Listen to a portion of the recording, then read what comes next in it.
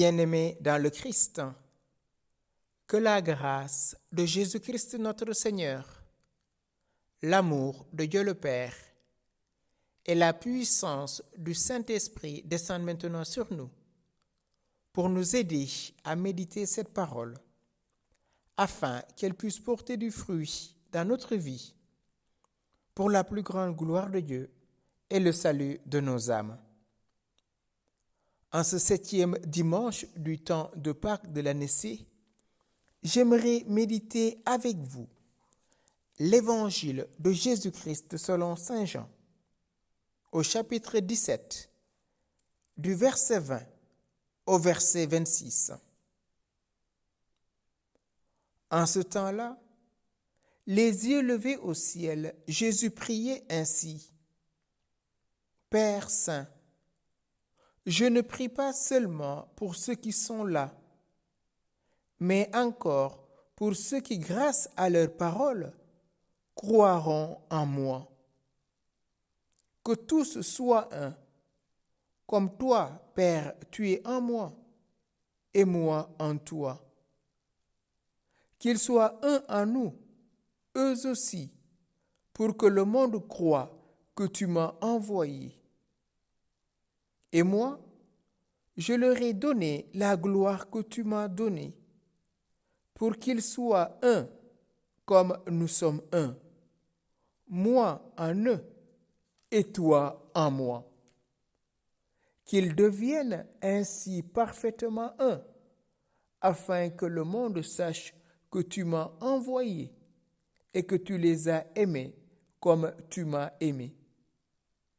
Père, ce que tu m'as donné, je veux que là où je suis, eux aussi soient avec moi et qu'ils contemplent ma gloire, celle que tu m'as donnée, parce que tu m'as aimé avant la fondation du monde.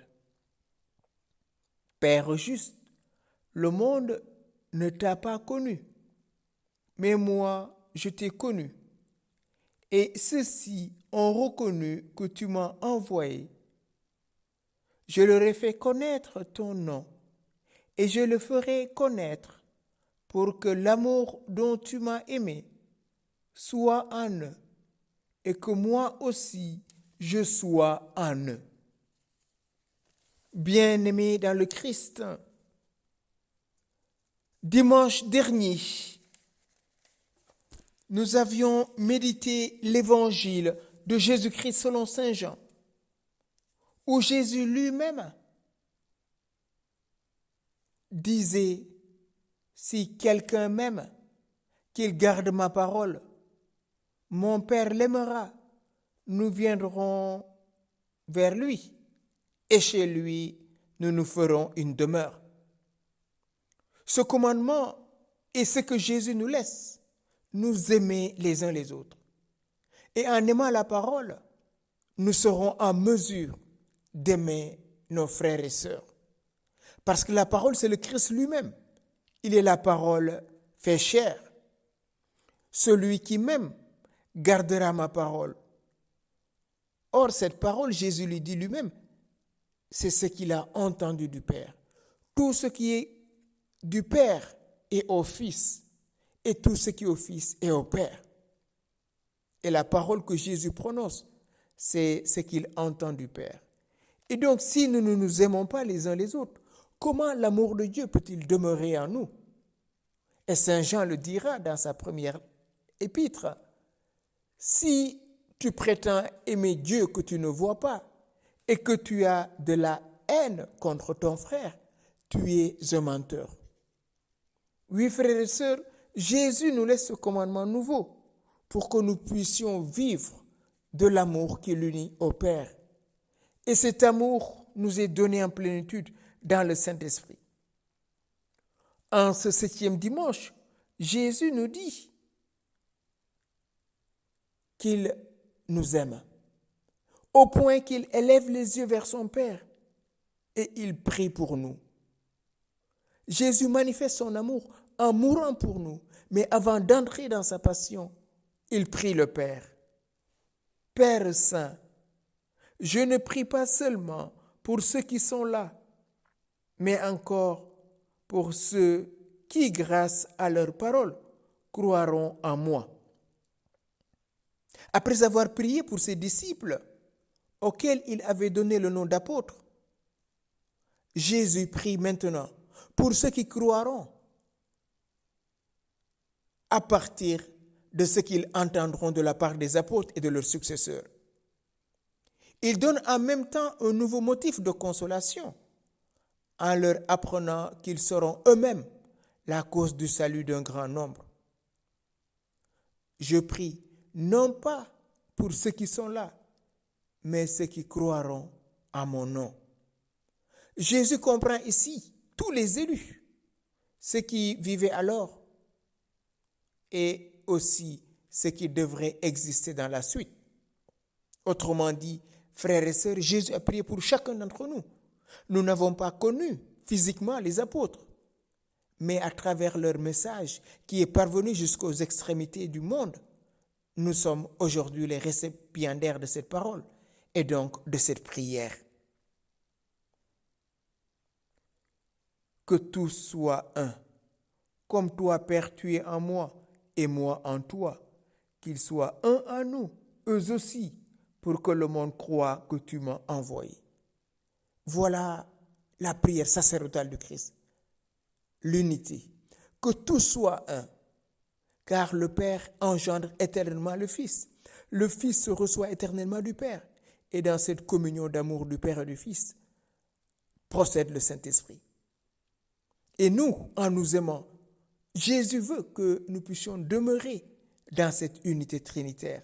Et c'est l'amour qui nous introduit dans cette unité. Cet amour qui est le Saint-Esprit. Et cette unité que Jésus veut, il le veut entre nous. Oui, frères et sœurs, combien de fois nous continuons de déchirer l'Église par nos divisions, par nos opinions, par notre égoïsme et finalement par le péché de chacun. L'église de tel pasteur, l'église réveillée, l'église du 8e jour, l'église de ceci, l'église de cela. Frères et sœurs, tout cela divise le cœur de Jésus. Et il est Dieu. Il sait qu'en quittant ici, les loups vont s'introduire dans la bergerie et disperser les brebis. Et il prie son Père pour que nous soyons un, comme lui, il est un avec le Père. Rien ne peut séparer Jésus de son Père, car toute sa volonté, c'est de faire la volonté du Père. Il le dira lui-même, ma nourriture, c'est de faire la volonté du Père. Oui, mon frère, oui, ma sœur, toi qui m'écoutes, est-ce que tu es artisan d'unité?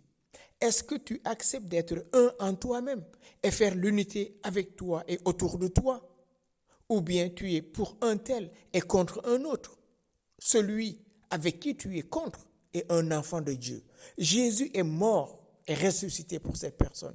D'où l'importance de nous aimer les uns les autres. Oui, Père, qu'ils soient un en nous. Et moi, je leur donnerai la gloire que tu m'as donnée, pour qu'ils soient un, comme nous sommes un. Moi en toi et toi en moi. Jésus disait, Père, glorifie-moi de la gloire que j'avais auprès de toi. Et cette même gloire, Jésus veut que nous la recevions. Et cette gloire, nous la recevions dans la mesure où nous cherchons l'unité, dans la mesure où nous construisons l'unité. Que tout soit un.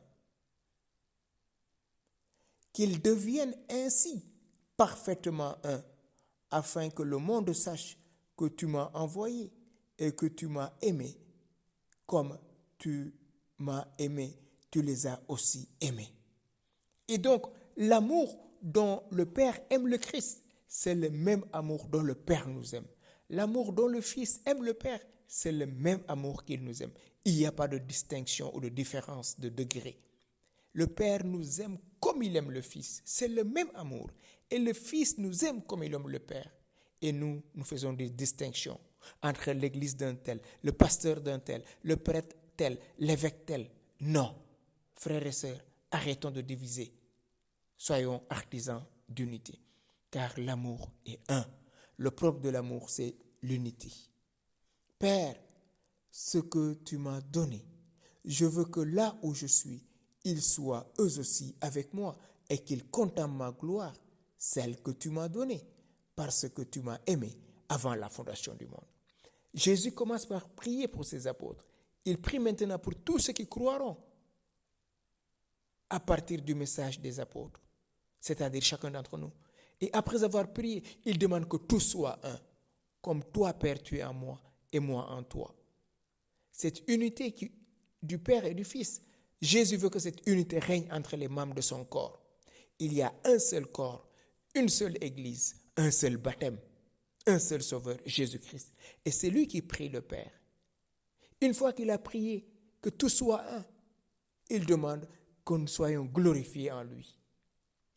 Que cette gloire qu'il a reçue du Père, que nous, les membres de son corps, nous la recevions. Père, je veux que ce que tu m'as donné soit avec moi. Il veut que nous puissions participer à sa glorification, c'est-à-dire nous asseoir à la droite du Père pour régner avec le Père éternellement. Quelle grâce, frères et sœurs, quelle joie de savoir que nous sommes destinés à siéger à la droite du Père. Et c'est ce que Jésus est en train de demander. Et donc, vous voyez comment c'est important d'œuvrer pour l'unité, d'œuvrer pour la réconciliation, d'œuvrer pour la paix. Afin qu'en nous mettant à la droite du Père, nous puissions contempler la gloire qu'il avait depuis la fondation du monde, parce qu'il est Dieu. C'est ce que Paul dira dans la lettre aux Éphésiens. Avant la création du monde, Dieu nous a prédestinés à être pour lui des fils adoptifs en Jésus-Christ. Et ce Jésus-là demande au Père, je veux que là, moi où je suis, eux aussi soient avec moi. Parce que comme dira Paul aux Romains, nous sommes héritiers et co-héritiers du Christ. En contemplant la gloire, c'est-à-dire vivre de l'amour du Père, jouir de l'amour du Père, contempler le Père. Seigneur, ne me cache point ta face, laisse-moi contempler ta face. Le monde ne les a pas connus, mais moi, je t'ai connu. Oui, le monde ne connaît pas le Père, c'est-à-dire le monde du péché. Car celui qui pêche n'est pas de Dieu. Attention, quand on parle de péché, c'est le péché grave. Mais celui qui croit au Christ a vaincu le péché par le sang de l'agneau. C'est ce que dira l'Apocalypse. Ils ont lavé leur robe dans le sang de l'agneau. C'est-à-dire nos péchés ont été plongés dans le sang de l'agneau et nous sommes immaculés, purs. Et le monde, c'est celui qui rejette le Christ. C'est celui qui contriste le Saint-Esprit. C'est celui qui ne connaît pas le Père. Et eux, ce que tu m'as donné, ont reconnu que tu m'as envoyé. Je leur ai fait connaître ton nom et je le ferai connaître encore, pour que l'amour dont tu m'as aimé soit en eux et que moi aussi je sois en eux. Oui, cet amour qui circule, si l'on peut dire ainsi, entre le Père et le Fils, qu'on appelle l'aspiration du Saint-Esprit, c'est le même amour que Jésus veut qu'il circule entre nous. Il veut que le Saint-Esprit, en ce temps du Cénacle, œuvre pour que nous soyons un. Il veut que le Saint-Esprit habite nos cœurs pour que la Trinité bienheureuse y soit glorifiée.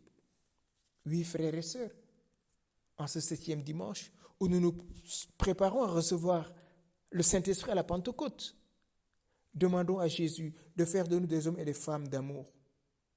Mon Père et moi, nous sommes un, dira Jésus. Cette unité, Jésus le souhaite. Et il veut qu'aujourd'hui, mon frère, ma sœur, tu deviennes artisan d'unité, afin que le monde croie que Jésus est véritablement Dieu. C'est bon de proclamer la bonne nouvelle, mais il faut en vivre. Je ne peux pas vivre de l'évangile si j'ai encore de la haine contre une personne pour qui Jésus est mort. Et donc je suis en train de faire artisan de division et non d'unité. Je suis en train de faire la séparation de ce que Dieu a uni. Je ne prie pas pour le monde, mais ce que tu m'as donné, c'est-à-dire toi, mon frère, toi, ma sœur. Jésus a prié pour nous. Prions aussi les uns les autres et pardonnons-nous les uns les autres. Et cherchons à faire l'unité entre nous. Déjà l'unité avec nous-mêmes. Réconcilions-nous avec nous-mêmes. Parce que parfois, on est bourreau de nous-mêmes. Demandons à Jésus, par la puissance du Saint-Esprit, en ce temps du Cénacle, de venir consumer à nous toute résistance. Esprit Saint, nous avons besoin de toi. Tu connais l'épreuve que vivent mes frères et sœurs. Toi qui sondes les cœurs et les reins, en ce temps où nous préparons à la manifestation glorieuse de ta venue sur les apôtres et sur ton Église, sur l'humanité. Suscite des hommes et des femmes d'une nouvelle génération d'amour, d'une nouvelle génération d'unité. Aujourd'hui, à travers les réseaux sociaux, le monde cherche à créer un monde unique. Aide l'Église à être une seule Église, l'Église de Jésus-Christ. Que toutes nos dénominations, que toutes nos obédiences servent maintenant à cultiver l'unité du corps mystique. Esprit Saint, nous avons besoin de toi. Maranatha, viens embraser nos cœurs du feu de ton amour et fais de nous des hommes et des femmes d'unité pour la gloire de Dieu et le salut de nos âmes. Amen.